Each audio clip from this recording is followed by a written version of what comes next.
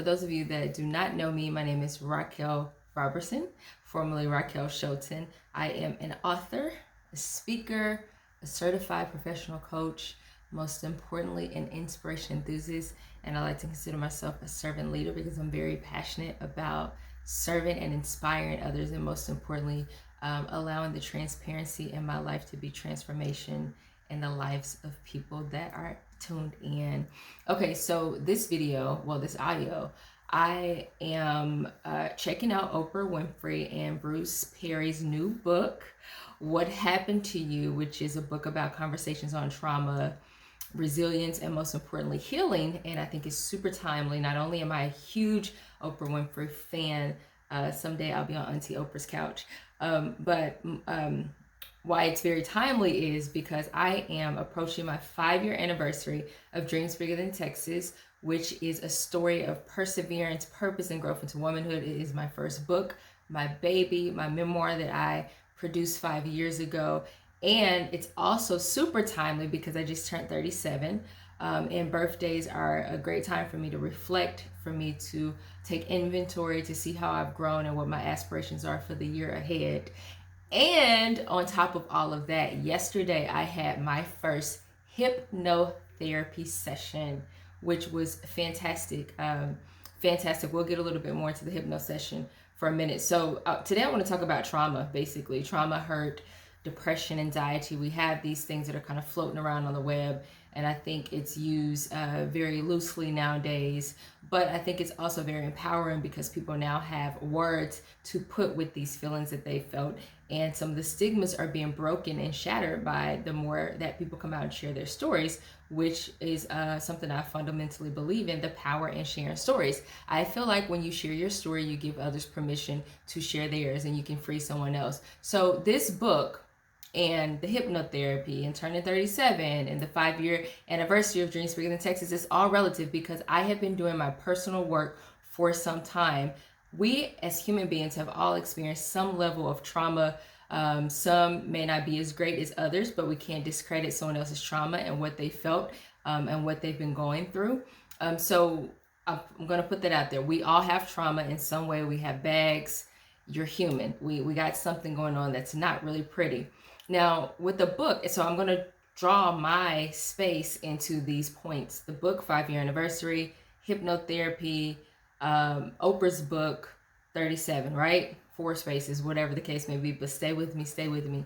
All right, so in the book, let me give you like a quick overview of what this book is about. If you haven't heard it, I just purchased it, so I am in the very infancy stages of diving into it, but I rock with Auntie O, so I know that this is great content, and it's relative because this is something that I have been working on. Okay, so here's a quick excerpt review overview.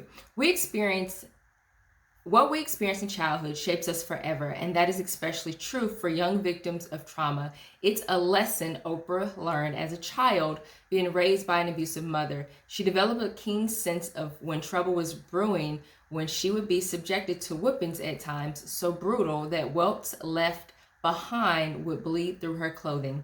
As a result of this and other abuse she suffered, Oprah has had a lifelong understanding in overcoming the profound effects of early trauma and helping others do the same, right? So she has used her pain for platform to inspire and to support other people. Now she's teamed up with neuroscientist and childhood trauma expert Dr. Bruce Perry, on this essential book, revealing, intimate, and educational. It's a testament to authors' wish for readers to come to grips with and let go of past and move forward into post-traumatic wisdom, is what they like to call it. Okay, so that is the premise of the book. And also with the book, what I believe it's also designed to do is to help you see the why with people. I think sometimes when we get to the why and the root of things, it helps us to not take things so personally. And I know everyone doesn't have time to figure out, okay, this car cut me off, but maybe they're running late because they got to pick their daughter up. People don't really care about the why of what I've learned in my experience, or people don't really have the empathetic palate to kind of dive through. Keeping in mind the why for me helps me to not take things personally, and that's something that I've learned, or to know that this person really may be hurting and this is why they're acting out and whatever the case may be. So it helps us to break down this exterior that we see, but to see the root, what happened to you, basically what happened to you. So if we frame into what happened to you, just gives us a keener sense to be more empathetic. So that's the book, Hypnotherapy. All right. So let me go back a little bit of the trauma and what Dream Speakers in Texas is about. When Dr. Bruce and Oprah talks about post-traumatic wisdom, right? Those are the people that can exercise and demonstrate resiliency to turn their pain into purpose. So for me, I was born to a 19-year-old crack and cocaine addicted mother. I was raised in a very abusive, verbally, physically, and a violent household. So some of the things I saw between the ages of 3 to 5, 1 to 5 really, but my earliest memory is 3 years old. Some of the things that I saw was gut-wrenching, things that I can't unsee, right? And so because I knew I had those things, and watching a mother that battled with alcoholism, again, watching my father beat the crap out of my mother, those things that when you know children are exposed to that, really, they talk about the childhood brain being developed in those very fundamental years, and the things that you see and experience, especially as a child, because a child that's before verbal, they don't really have the skills to express what they're feeling or what they see. They just sense, right? So think about whatever 3-year-old that you have in your family, if you have a 3-year-old child, if you have a 3-year-old niece, nephew, cousin, whatever. Now imagine that 3-year-old that you love dearly. Imagine if that 3-year-old was exposed to 2 adults fighting and cursing and angry and seeing bruises and blood and crying, or being exposed to drugs, or being exposed to just whatever the case may be. Imagine that 3-year-old not being able to help, right? The feelings of insecurity, fear, anxiety, stress that they may have put inside of them, because if no adult ever sat down with them and talked to them through what they've seen, they've seen these things and they don't know what to do with them, right? And they stuff it, some stuff, some act out. I'm not a doctor. I don't profess to be a psychologist or a therapist at all. I am a coach, but I don't profess to be those things. But just from a psychological standpoint, thinking about behavior and how behavior's learned. So if a child, whatever 3-year-old you got in your mind, you visualize your baby, imagine them seeing those things and they were never talked to about what to do with that, and then they kept it, right? And then they went to school angry, and they went to school violent, or they clammed up, or whatever the case may be. So that's a little bit of the trauma that I was exposed to, and more. And I've been trying to track how it has shaped my personality and how it has shaped me as a 37-year-old, right? So I am doing my work at this age, because if you don't really unpack those bags and or do anything with them, then it just stays. And there's a possibility, I believe, that you are missing out on a better, lighter, freer you. Whether you get anxiety when you walk in rooms, why are you nervous? Have you unpacked to figure out what those triggers are? And things like that. So for me, I've been doing my work since 2000, and what initially started when I started writing a book. Anytime you are coming out with a memoir, you are unpacking, you're putting your stuff on Front Street, people are going to see it, people are going to know it. But then you have to decide, what is your purpose with that, right? And so for me, writing Dream Speakers in Texas was all about inspiring others and to let others know that your past doesn't have to dictate your future, and you can rewrite your story. And if you don't like something in your life, you can change it. That was the whole point of Dream Speakers in Texas for me. But I also wanted to bring about some healing in my family personally, and also in hopes to spark conversation to move towards healing. I think in the generation above me, I am an 80s baby. Like I said, I'm 37. I feel like I know that I am at the top end of the millennials, and we're the group that had solid parents that grew up in the 60s and the 70s. So the times and the things like that were different. Not to discredit any of you families and the younger ones, but that's just what it was. So I don't know about you all, but for me, that generation, they don't really talk about things. There's elephants in the rooms that just become the wallpaper and part of the decor. And it's like, no, maybe if we express these feelings, or if auntie or mom and them shared that they went through that, then it would explain, why am I going through these things, or why do I have these feelings? And I think that is the power in having conversations and get into the root of things, not really from a space to shame anyone, because things are just what they are. but you don't have to accept what they are to define who you are. And so that's my general message with Dreams Bigger Than Texas. So that's why I wrote the book, right? Approaching my 5th year anniversary, I am preparing to do a rewrite. You heard that right. Dreams Bigger Than Texas is relaunching, and it's going to be bigger, bolder, and better than ever. I think, well, first and foremost, I started writing it my senior year in college. I was 22 years old and amazed that I made it there, because statistically I should have been dead, in jail, pregnant, a ward of the state, a variety of different things, just based on my DNA, my background, and my makeup, and the things that I saw growing up. But glory to God, I wasn't. I persevered. I got to the space of post-traumatic wisdom, and I knew the things I saw in my life, I didn't want that for my life. So anyway, I'm graduating. You know, in my household, my mama thing was make sure you get your GED, don't bring no babies in this house. Not realizing that a GED, saying that, would stifle my potential and minimize it and keep it down to a GED, because she dropped out of school her freshman year because she got pregnant. You know, by 15, 16 years old, she is addicted to 2 of the most powerful drugs in the United States, heroin and crack, at a young age. And then she has me, and then she meets my father, has me, and so now she's meeting with this man that's like 12 years older than her, that's whooping her butt, right? And she's stuck in this space even as a young girl. And we could go back, her story is her story to tell, but the trauma in her own life that made her go out and adapt to this, right? So not getting to the root of things, I think oftentimes it keeps us bound, because once we can get to the root of things and unpack it in a healthy way, we can track it and trace it, even down to your day-to-day movements. Let's say you're in the grocery store, you're snappy, you're edgy, you're pissed off, but you don't understand why. As an introspective person, I pride myself in trying to get to, okay, why are you mad? What happened for you today? What's going on? And then, okay, well, a bill came out of my account that I wasn't prepared for. You know, I forgot to do this last night. My boss just pissed me off. Okay, this is really what's happening. This is your root here. But now everything that's growing from that root, you're taking it out on people in the grocery store. And that's a super small example, just to say getting to the root of the thing helps to free you and to change patterns of behaviors. So that was my childhood and my upbringing. I wrote the book for that reason, to free others. But at the time of writing it, I was 22 years old. I was still very gravely impacted by my story, very ashamed, very embarrassed. And a couple of the things that I dealt with was people pleasing, being insecure, being anxious, you know, being angry inside. And for the life of me, I didn't really know why I felt these things, right? But I knew that they were there. So started writing the book at 22. I'm much younger. I'm very tiptoeing, trying to be kind.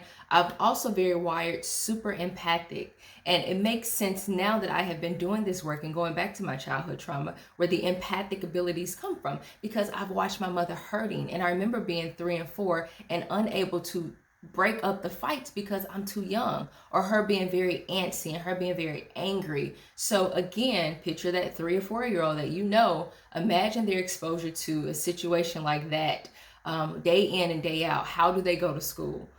How do they respond or behave to people? Are they fearful? Are they insecure? You know, these are the things that just kind of help make up why you are the way you are.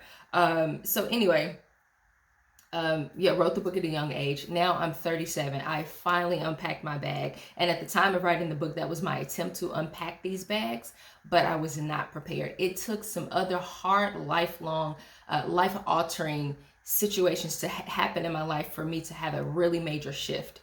And as soon as I released the book, that's when all these major life situations happened that produced a really huge shift. And then my life was impacted forever. So literally a month, or the month of release, I found out a very near and dear aunt of mine, who is a character in the book, was battling with cancer that she hid from us. She ended up dying as soon as I found out she had it. So, right, I don't have a chance to process, you know, this frustration. Oh my gosh, she's stage 4 lung cancer, you know, because she dies on us. And as she dies on us, I am now faced to take in 2 children that she would have cared for, 2 of my father's children. Now, I'm not going to give it all away, and I don't want to make this super rambly, but I want to get to the hypnotherapy. My father, you'll have to get the book, and I will certainly be going live and really unpacking more of these bags of trauma, and just get into the root of things as I prepare to re-release this book. But in short, my father, he left my life at 5 years old, right? After all this damage was done. So anyway, I take in the two children after my aunt passes right after the book release. And they're my two siblings that I learned about a couple of years prior.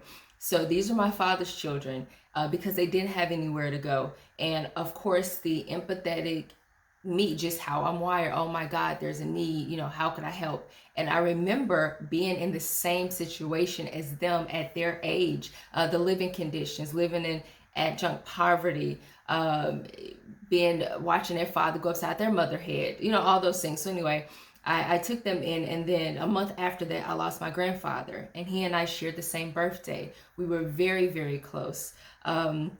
Couple of months after that, I lost my best friend, who was my favorite cousin, 3 years older than me, to a heart attack. And he was the son of my aunt who passed. So not only did I lose he lost his mom, but then he passes a couple months later as well. And then a couple months after that, I lose my grandmother while I have these two children. So my life shifted radically from going on a book tour to being an instant single mom. And so now I'm battling grief, from all these people that are dying, and I don't have a chance to process either one of the deaths independently because somebody else dies, right? And then I'm here with these kids, that have so much trauma of their own, to where I'm trying to help them unpack their trauma. But through therapy and through being in that space, I realized that they were triggering me, and that all these issues that I never really knew exist or thought I was okay because I'm strong enough to write a memoir about how I've overcome these things, they came flooding down tremendously, right? All at once, and all this happened in under 9 months. So I am instant single mom. I'm at the schools, I'm doing homework, I'm cooking dinner, I'm navigating through behavioral issues. But every time I see them, I see my father, and I see the abandonment that he produced in my life, how he abandoned and left me. And then I'm here trying to course correct and alter behavior and unpack this heavy, heavy trauma of these two beautiful children by myself, while I'm now confronted with my own trauma and the triggers of just the different language and things they would say that brought me back. So I learned I had dad issues at 33 years old. I learned that I had a long way to go with not only releasing this book, but now I'm confronted with all these feelings that I didn't know exist. And I also learned that I was a stuffer, because that 3-4-year-old me saw these things. I internalized a lot of things, and it gets much, much, much deeper. The beauty in it is I was able to see that, right? And so I started going to therapy in 2018. I was on every medication you could think of, honey. I was loaded because I could not function. I was clinically depressed, clinically had anxiety and sleep deprivation, and just the anxiousness of every time the phone rang, I'm thinking somebody else just died. Or every time the school called, oh my God, like panic attacks before I had to pick them up from school. And I've never really publicly shared my experience, the traumatic experience of instantly taking in two children that was navigating through their own trauma, and what that looked like, because our trauma stemmed from the same abuser. I never publicly shared that, and I'll get into that at a later date. But anyway, so that year is when I started to do the work. And for the first time in my life, I had to wave the white flag and say, yo, I can't do this. Just me, my personality, I am seen as a very strong, articulate, well put together individual. I'm used to having my stuff organized. I'm used to working really hard. So this facade of perfection that people have pedestaled me with came tumbling down when I realized I was depleted and I did not want to be here, and I couldn't go on, and I had nothing else to give. And that was a very difficult spot in space and time in my life. But that was the catalyst to start this work. So since 18, I have been in therapy and just really navigating, trying to balance a personal life. I had to figure out how to put the children in a better situation because I physically was not fit to take care of them. And I was terrified that I was going to have a heart attack and die like my best friend and cousin did at the age of 35.